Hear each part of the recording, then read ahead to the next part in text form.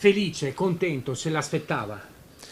Beh, insomma, che sono felice sicuramente, non solo per me, ma per la mia famiglia e per tutti quelli che mi hanno collaborato, i volontari che hanno perso notti, lavori e quant'altro. E che me l'aspettassi qualcosa sentivo nell'aria perché andando a incontrare la gente, facendo riunioni popolari, insomma, c'era un entusiasmo, c'era un qualcosa che bolliva sotto che mi diceva forse che c'era un consenso. Poi in queste dimensioni, ecco, dire che ero sicuro, assolutamente no. Che fosse un buon risultato, sì, che superavamo il 3%, ne ero quasi sicuro. Lei ha detto che è stata un'impresa, perché? Perché noi prima ci siamo costruiti così da soli. Abbiamo battuto il Veneto prima di decidere di partire, poi siamo partiti, abbiamo raccolto le firme, che non è stata una cosa così scontata, che non so quanti faranno in futuro, tenendo conto appunto che non avevamo struttura organizzativa.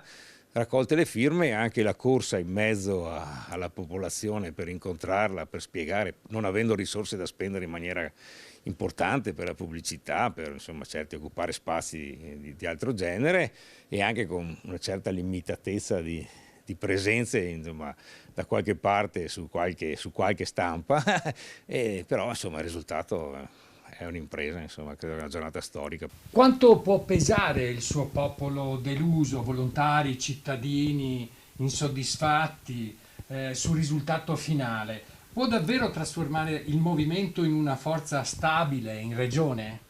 Ma se saremo coerenti con quello che abbiamo predicato, quello che è stato il mio passato, perché tutto sommato anche la mia coerenza sia da sindaco che da medico ho visto che è stato un valore apprezzato.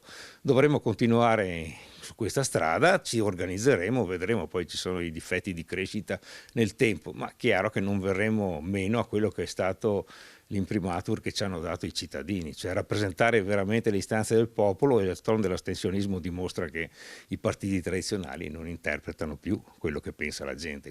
Ora che lei è stato eletto consigliere regionale, quali delle sue proposte, sanità, autonomia, Guardia Civile Veneta, ha maggiori probabilità di essere ascoltata o realizzata? Ma io credo che sulla sanità sarà necessario fare una riflessione profonda perché è la cosa principale, l'hanno toccata tutti, anche quelli che hanno governato, dicevano che la sanità...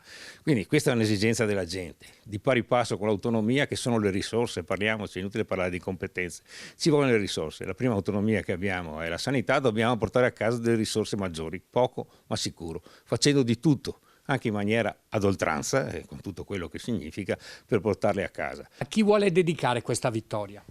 Beh, alla mia famiglia prima di tutto, ai miei collaboratori, ai cittadini che hanno creduto in noi e a Patrizia Brensà, una delle socie che hanno fondato Resistere, che è deceduta. Insomma, al mio pensiero a lei, insomma, che ci ha creduto e non è qui a godere con noi.